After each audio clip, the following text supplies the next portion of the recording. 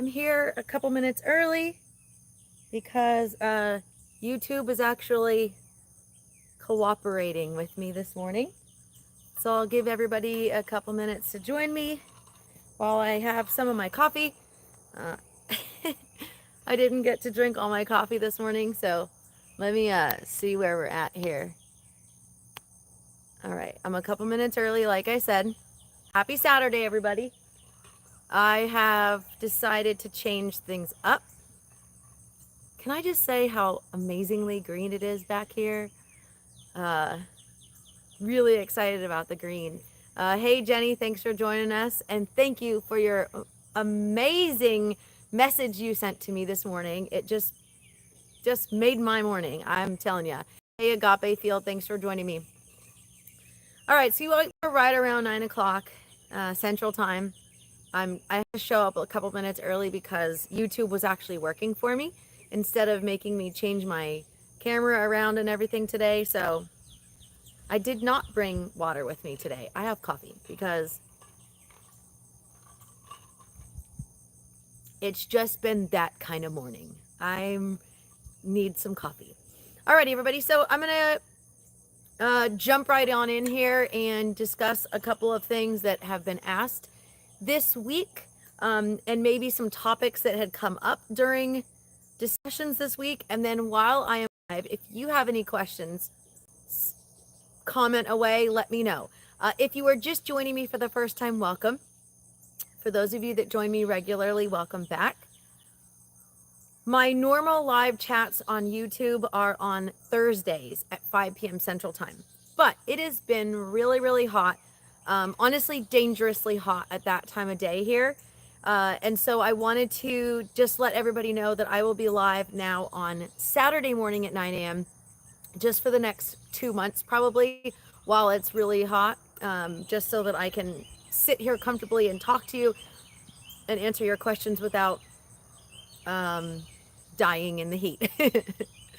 So my Wednesday live chats will still stay on Facebook on Wednesday at 5 p.m. Central Time. Those are not going to change, but I will be trying to upload the videos from Facebook to YouTube, and I'm actually going to try and do that this morning with my most recent Wednesday. So anyway, so comment below, let me know you're here, let me know what you want to chat about today.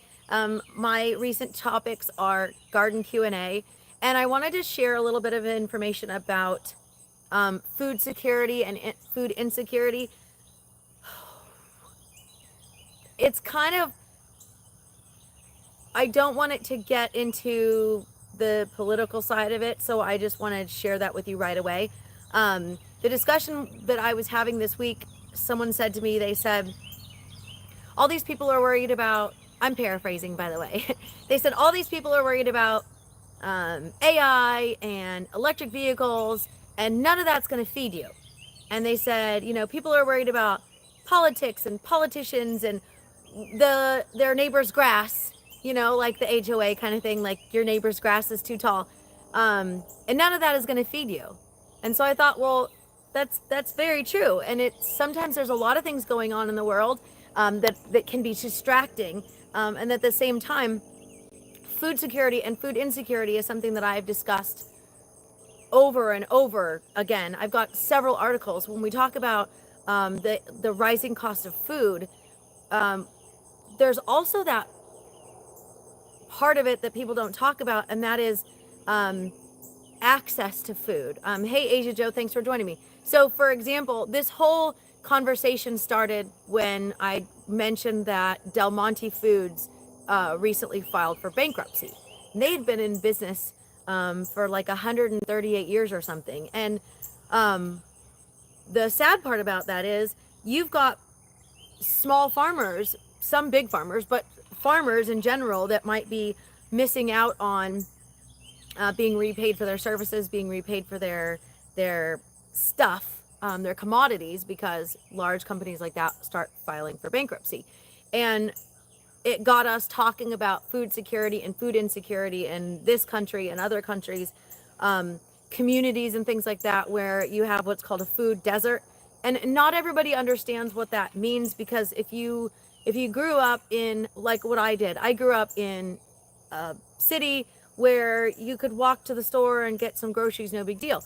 Now I live in a small town, and if I didn't have access to a vehicle, for example, it would be very difficult for me to get to the grocery store, because our little town doesn't actually have a grocery store.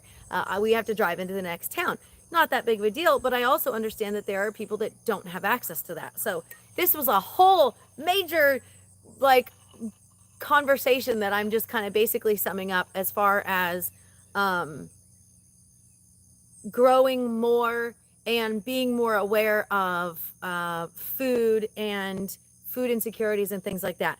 Asia Joe says, my garden may not feed us entirely, but right now I'm just happy to be practice a skill trade. Sorry. Apparently my mouth hasn't had enough coffee. It's true. So, and Jenny sent me an email or a message this morning talking about how the information that I've provided to her has helped her grow more successful. And that is awesome. That is why I do what I do. That is why I send seeds to schools. That's why I do giveaways every month, because helping people grow a healthier garden, having access to fresh fruits and things like that. Now, here's an example of access to foods and things like that. One of the teachers that I sent seeds to 2 years ago, they grew melons. And he said the kids in his class, there were more than one who had never eaten a cantaloupe before.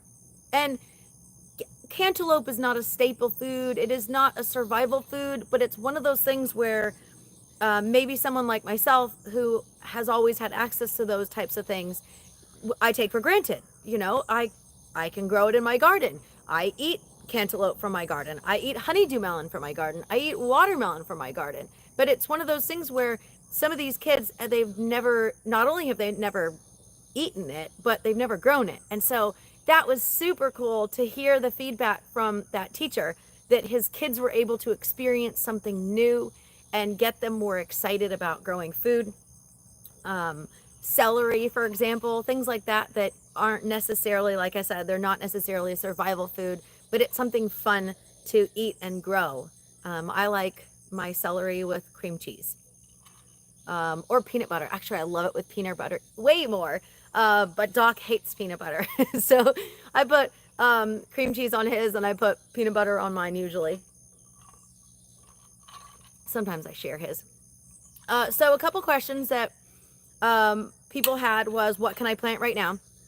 And so in the description section of this video, you will find a link to my comprehensive planting guide. You'll also find a link to my July seed planting guide. It's literally just 12 varieties or 12 crops that you can grow right now from seed. Now it's almost the end of July. So I also wanted to discuss fall stuff. And that was definitely a question that I had this week, was, what are we planting for fall? So it's so funny, because when it's cold outside, I'm in a jacket and I'm out here talking about heat tolerant crops. And now it's hot outside. Hey, Joan, thanks for joining us. Now it's hot outside. I'm drinking iced coffee, and we're going to talk about fall crops. So these are cool weather crops. Parsnips, I just posted yesterday about saving your seeds and growing the seeds. You can do things like beets, radish. Still time for cucumber, because cucumber is 60 days plus. So if you've got, say, 80 days, 90 days, you can still plant cucumber, even though it's not specifically a fall crop. Brussels sprouts, cauliflower, Swiss chard, collards, kale, mustard greens, all of the lettuce varieties. I just recently sent out an email this morning about the 4 different seed mixes that I added. And so those are fall crops as well. And so in one of the questions that was asked actually during my Wednesday live chat was when you can plant them. And so what I do is I use the Old Farmer's Almanac, and I count back to determine, I go from my first frost date, which is my fall frost date, and I count back. We count back 30, 60, and 90 days. And I thought I sent it out in an email, but if not, I'll definitely share it in the comments as soon as I'm done. Hey, Esther's daughter, thanks for joining me. No worries, you can always watch the replay at a later time. And so the fall crops are, like I said, I do a 30, a 60, and a 90 day. And then from there, I determine what I want to plant. And I will add, most of the time, I'll add about 10 days or so to give time for it to develop, give time for it to germinate. Asia Joe says I've got a lot of male flowers on my cucumber, but no females. Maybe just give it time. I'm not 100% sure what might cause that, or if it's just simply your female flowers are falling off because they're not being pollinated. They're, sorry, I'm hearing critters over there. Fortunately, there's a fence between me and whatever critter that is.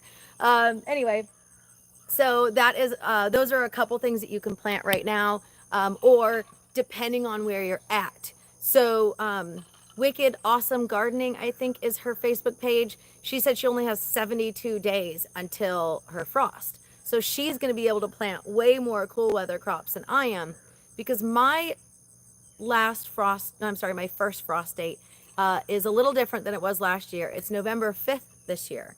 So I'm going to take November 5th and I'm going to count back 30, 60, and 90 days. And then I'm going to plan accordingly for what I'm going to plant and where, which is why you see the grow bags behind me that are all thrown into a raised bed. I am going to fill those back up, and then I'm going to clear that bed and plant more stuff. Now these, on the other hand, I was pleasantly surprised, by the way, that the garden was still intact this morning. We had this crazy storm roll through yesterday, and my rain gauge says we had an inch of rain in less than an hour, and it was super windy. It was hard, fast rain, and I think I have like a couple of basil plants that are on their side right now, but all these squash that I planted for the Patty Pan Squash Challenge, they're all intact. So super excited about that. I did not lose any. There's a couple leaves that have some cuts in it or something, couple breaks in the leaves, but no actual loss of the plant. So I'm super excited about that. They are very healthy. I haven't checked out the other garden where I have the new okra that I planted for seeds, but oh well, if I lost them, I still have time to plant more. So that's a plus. So having access to more seeds is also another topic, because there's always that potential for disaster. Like in your garden, if you have too much rain or you have not enough rain, you have a hailstorm, things like that, and you get knocked out, you can always have a little bit of a backup to put those in. One thing that has been asked is, how long do seeds last? Great question. So I never throw out seeds, and I never tell people to throw out seeds. On occasion, when I have some really old seeds that are in my personal stash, I will scatter them and hope that they grow. My friend has had a bag of radish seeds from 2019 that I gave her. I had a bunch of extra seeds. Asia says, thanks for the chat. I've got about 85 days till my first frost, so I need to get it started. A few things for fall. Very cool. Yep, it's a good reminder. And so she's had seeds of radish seeds since 2019. I gave her some old seeds, and she's still planting them, and she still has great germination on them. So don't throw out your seeds, but store them properly so that they will last and be more viable. I know that it was not a common occurrence, and fingers crossed that never happens again. But in 2020, there were several states where they couldn't buy seeds in the grocery store or in the big box stores because they were considered non-essential. But fortunately, some of my customers already had leftover seeds, so they were still able to plant those seeds. If there's ever a supply chain disruption, like the post office slows down, or Canada, for example, I had to stop shipping seeds to Canada for a couple months because they had the Canada Post strike, and I wasn't able to ship anything to Canada. So fortunately, obviously, they can still get seeds within Canada, but if the post isn't running, then you can't really buy things online. You'd have to go into the store to buy it. So having a couple extra is really good, just in general. But fortunately, these lasted, so I didn't have to replace them. I hate losing crops due to hail or water damage and things like that. It's so frustrating. Well, I hate losing them to pests as well. You know, I planted a bunch of beans in another bed, and I came in the next day and I think the squirrels had dug up a couple. So fortunately, I still had some extra seeds from that pack, so I planted them in the holes, and fingers crossed the squirrels don't eat those too. But you know, it's always nice to have a couple extras. Lynette says, thanks for sharing your seed knowledge. I'm always happy to help, and I'm always happy to share seed knowledge. So on that note, we've got a couple announcements for August that I'm going to share with you right now, even though it is July 26th. On August 1st, I have a massive announcement to make. You ready for it? I will be releasing 200 mystery grab bags. And then I will release another 200, maybe more, on September 1st. And if you don't know what a mystery grab bag is, you can find it at Mary's Heirloom Seeds under the themed garden seeds. These seeds packs are labeled. This is not a mystery that you have a seed pack that has nothing on it. So just throwing that out there at you. There are no mislabeled or non-labeled seed packs. The mystery is you don't know what you're going to get in your grab bag. So I think the website says it's 16 to 18 seeds. It's $40 worth of seeds for only $20. And that qualifies for free shipping within the US if it's just the, because they're $20, and that's my minimum for free shipping. And so it's always super fun. And there are no duplicates in the bag. So that's the first one. The second one, Kat says, love the grab bags. They're so fun. They really are. And some people love the mystery and some people really don't like a mystery. So it's totally up to you. Another thing is I added a couple more, Egyptian walking onions. So I recalculated and I have a couple extra coming in. Our farmer had mentioned that they did have some crop loss due to excessive rain, so they would not have as many. So I don't have as many available. Drinking my coffee here. And my seed giveaway is going to be spectacular. I'm already so excited about my seed giveaway. Speaking of sharing extra seeds, I will have a new giveaway with a new seed saving container.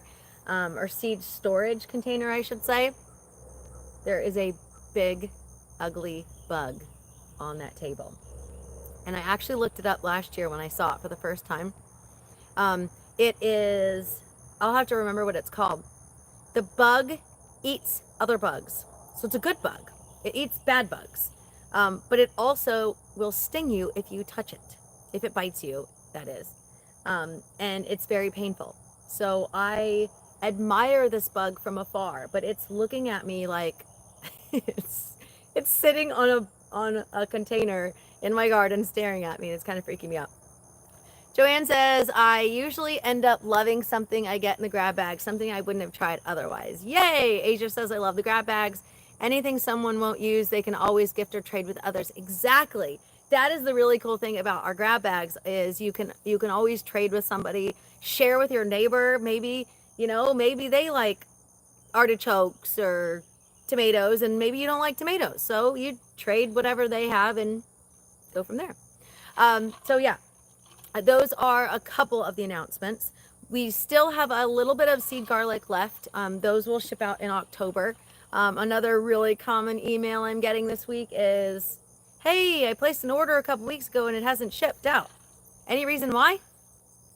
And the reason being is because if you order seed garlic, it will not ship out until October. If you order seeds with your seed garlic, it will not ship out until October. That's why on the website, if you look it up, it says, please purchase other items separately. But I'm assuming that they didn't see that when they were looking at the website. So if you ordered seed garlic and seeds and you're wondering why your order hasn't shipped, it's because it won't ship until October. But I will say this, if garlic is available earlier, it will ship out earlier. Kat says, I love the grab bags. Get me out of my comfort zone of growing the same thing over and over. Very cool. Yeah. So another thing is my Wednesday live chats are also very similar in the grab bag type thing.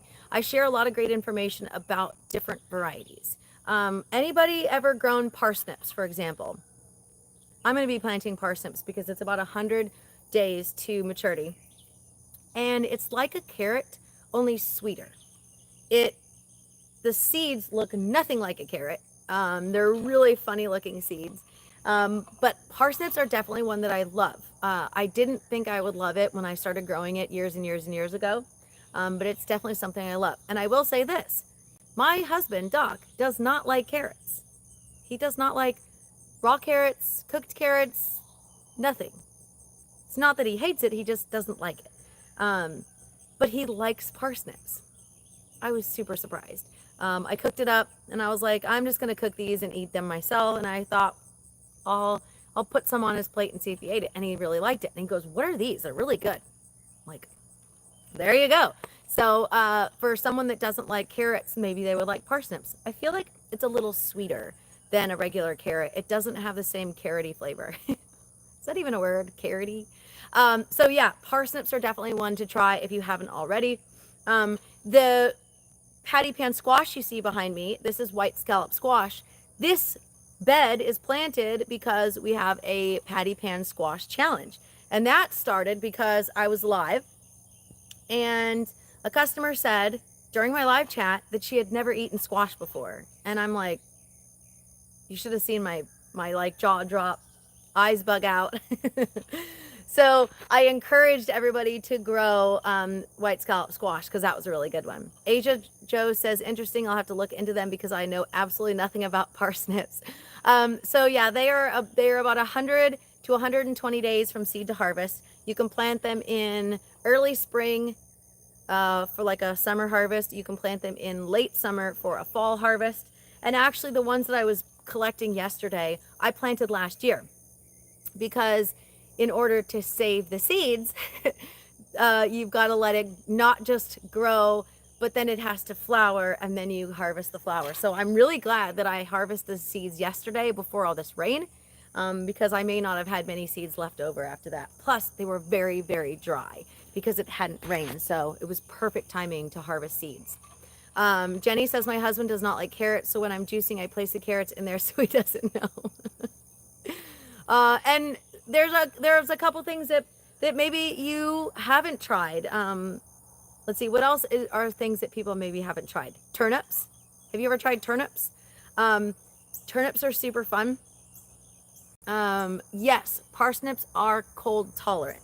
So the parsnips I grew, like I said, I planted last year and they lasted through the winter time. Same with these. These are the bunching onions that I've been talking about. I've been raving about them on Facebook. These are evergreen white bunching onions. And when I say bunching, they continue to produce. So these were planted last year. This entire bed here was all evergreen white bunching onions. And I've been harvesting them and harvesting them. But you see that big bunch there? That's a bunch of different bunches and they just keep coming back. And so I definitely highly recommend, if you haven't already, the evergreen white bunching onions. It's as I say, the gift that keeps on giving. You know, it's definitely a good one. If you haven't already, hit the thumbs up and subscribe to my channel. Share the video if you get a chance. My upcoming YouTube videos are going to be a little more informative, but right now there is so much going on. I'm a little overwhelmed, so I just kind of wanted to sit here and chat with you and answer your questions. I will be doing a little more hands-on next Saturday in the garden, so definitely join me next Saturday. I will be, again, doing a lot more hands-on. Usually I like to have my YouTube videos something specific where we talk about like intensive planting, improving your soil health, but the last 2 weeks have been interesting. So I didn't really have a topic prepared. I just wanted to come on and answer some of your questions. So if you guys do have any questions, let me know. Natasha says turnips are so good. And as a Southern girl, turnip greens are delicious. Definitely. Turnip greens are really good. And then some people use turnips instead of potatoes. I'm not big on substitutes, because if you go in substituting turnips for potatoes, expecting them to taste like potatoes, it's not going to work. But also some people use radishes instead of potatoes. So if you've got a stew going and you want to throw in a couple small pieces of radish, small pieces of turnip, they will maybe texture-wise taste a little like potatoes, but the flavor is different. And actually, I prefer turnips over potatoes any day. I love turnips. Rutabagas are another one. Rutabaga is one that a lot of people don't know what it is, and it's grows just like a turnip. It's just different.